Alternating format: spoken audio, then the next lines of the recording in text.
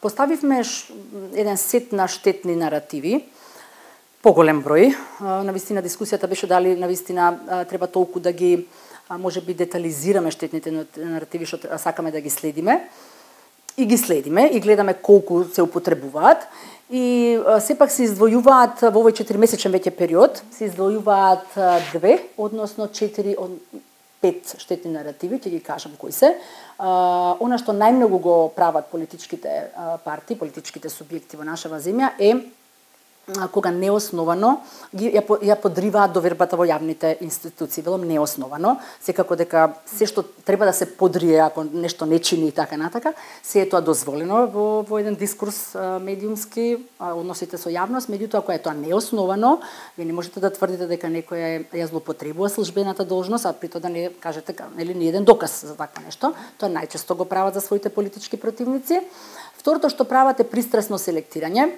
Исто имаме тука дебата зошто не би смееле политичките партии да селектираат. Да, смеат да селектираат, никој не може во единица време да каже да ги каже сите информации. Меѓутоа ако вие не ги искажувате сите информации за некое случување, за некој настан, односно не правите еднострано информирање, буквално не пренесувате се она што може да ја загрози вашата позиција. Тоа го прават нашите политичари, како второ.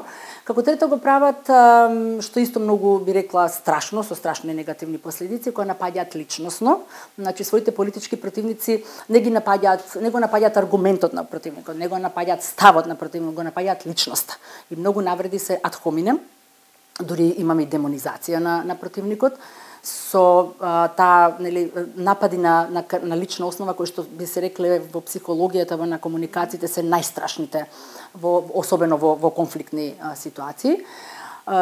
Она што често исто прават е да пласираат популистички наративи, во смисла дека кога нашите ставови се блиски до народот, ние сме за народот, ние имаме човечки вредности и така натака, најбитен, најважен ни е народот и така натака, за разлика кога за противниците збориме дека они не се за народот, не се блиски до народот, не работат во корист на народот и така натака. Тие се најчести штетни наративи со кои што се напаѓаат политичките противници.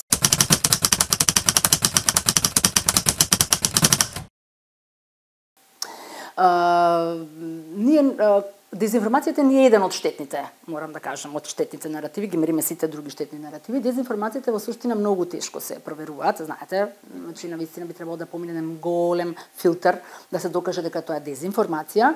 Морам да кажам дека дезинформациите не се многу чести, како дезинформација како целосно лажна, вест. Така што како да кажам, дезинформациите ги има за се и се што, особено за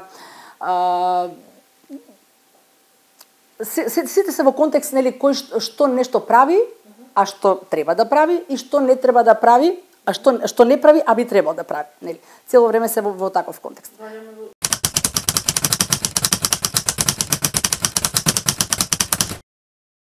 Имаме 4 до 5 штетни наративи кои што токму го таргетираат овој црно-бел свет, во смисла сватен ние наспроти вие, нашето наспрема вашето, ние како добри, честни, некорумпирани и така натака, за разлика и прогресивни, ориентирани, за разлика од вас, кои што сте не се честни и така натака, корумпирани.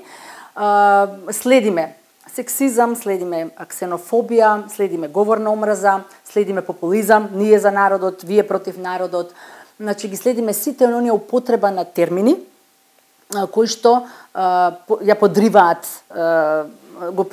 заедништвото и прават антагонизам меѓу партиите и не се ретки сите овие сите примери на штетни наративи. Би рекла дека она што внимаваат нашите политички субјекти, што да кажеме некој добар збор за нив, ксенофобијата, како стравот од странци, туѓинци, сексизмот, па ја би рекла и говорот на омраза многу поретко веќе се наоѓа во нивниот говор. Да, поделбите да, меѓутоа на едно друго ниво, а ги нема овие во однос што се однесува до род, до припадност на некоја друга малцинска група и така натака.